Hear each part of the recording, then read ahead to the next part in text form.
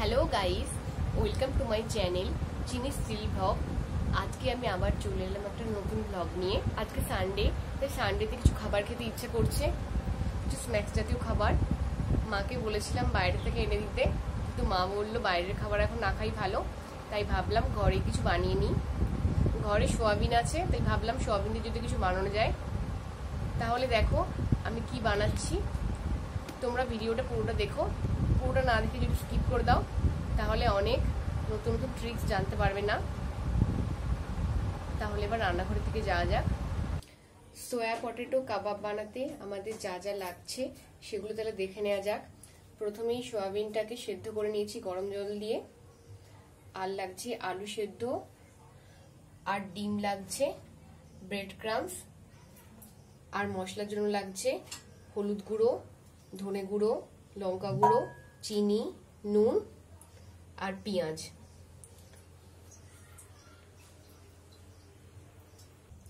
এবার প্রথমে যে সোয়াবিনগুলো সেদ্ধ করেছিলাম ওগুলো মিক্সিতে দিয়ে পেস্ট করে নেব। অল্প অল্প করে দিয়ে দিচ্ছি।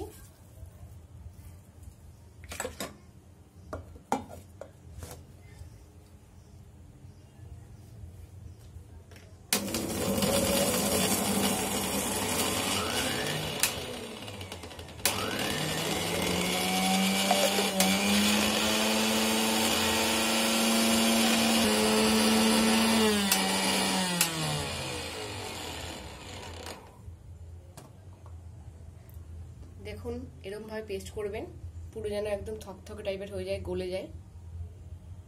এবার এগুলোকে প্লেটে নামিয়ে নেব। সোয়াবিনগুলো পেস্ট করে নিয়েছি মিক্সিতে, এরকম দেখতে হয়েছে। এবার এর মধ্যে আলুগুলো ঢেলে দিচ্ছি, দিয়ে সবগুলোকে একসঙ্গে চটকে নিতে হবে। আলু আর সোয়াবিনটাকে চটকে নিচ্ছি।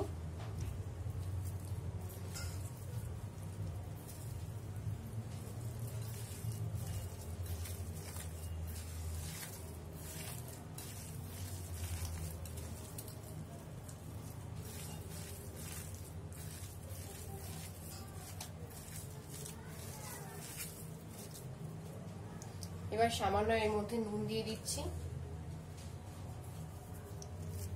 আপনারা আপনাদের পরিমাণ মতো দেবেন।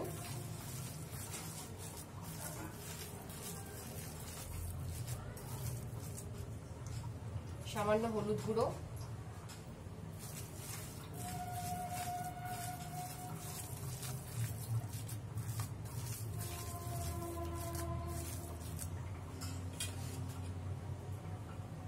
সামান্য লঙ্কা গুঁড়ো,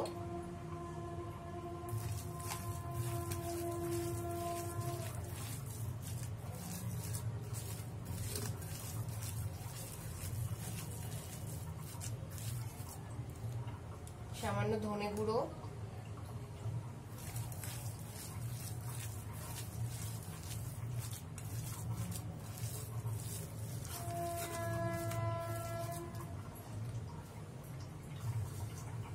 মাখাটা কমপ্লিট হয়ে গেছে। এবার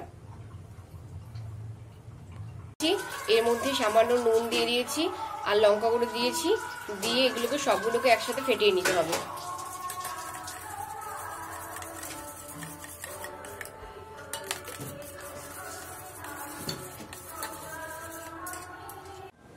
সরষের তেল গরম করতে দিয়ে দিয়েছি কড়াতে। তেলটা অনেকটা গরমই হয়ে গেছে। এবার এই তেলের মধ্যে আগে থেকে কেটে রাখা যে পেঁয়াজগুলো রেখেছিলাম ওগুলো দিয়ে দেব।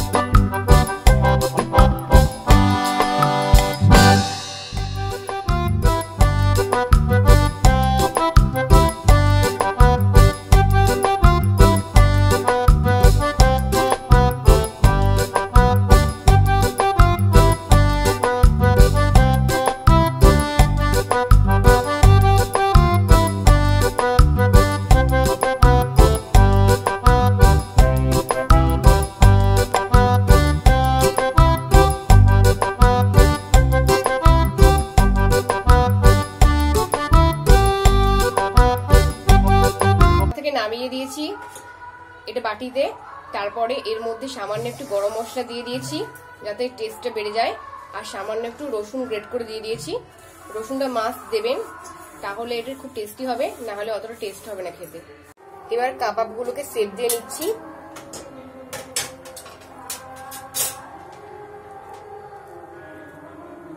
আপনারা আপনাদের পছন্দ অনুযায়ী সেপ দিতে পারেন।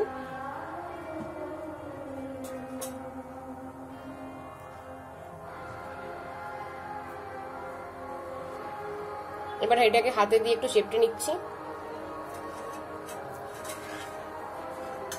এবার এতে ব্রেড ক্রাম্বস ডোবাচ্ছি এটাকে।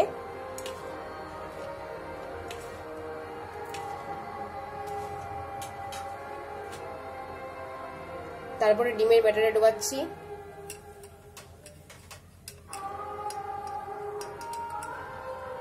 তারপরে আবার ব্রেড ক্রাম্বস ডোবাচ্ছি।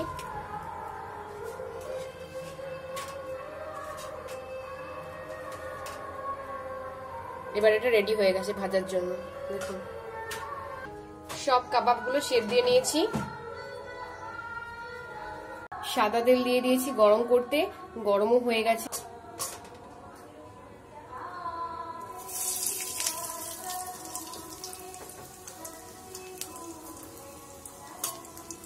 অল্প অল্প করে ছাড়ছি, না হলে কাবাবগুলো ভেঙে যাবে।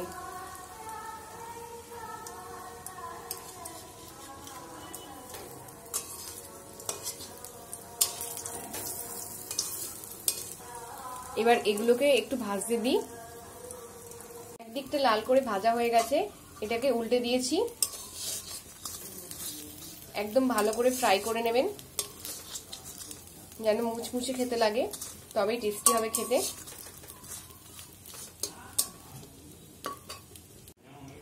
ভাজা কমপ্লিট হয়ে গেছে, এবার এগুলোকে তুলে প্লেটে সার্ভ করে নেব। কাবাবটা রেডি হয়ে গেছে, এবার এটাকে প্লেটে ঢেলে সার্ভ করে নিয়েছি। তোমরা এটাকে বিকেলের স্ন্যাক্সে খেতে পারো, সন্ধ্যের টিফিনও খেতে পারো। তোমরা দেখলে আমি এটা কিভাবে বানিয়েছি, তোমরাও বাড়িতে অবশ্যই ট্রাই করবে এটা। তোমাদের সকলের যদি আমার এই রেসিপিটা পছন্দ হয়, তোমরা কেউ লাইক করতে ভুলো না, তোমরা শেয়ার করো এবং আমার চ্যানেলটাকে সাবস্ক্রাইব করে দিও, তাহলে আরো অনেক নতুন ভিডিও পাবে। তোমাদের সাথে দেখা হচ্ছে আবার পরের ব্লগে। আমি পুরো ঘেমে গেছি একদম রান্নাটা করতে করতে। তাহলে এখনের জন্য বাই বাই।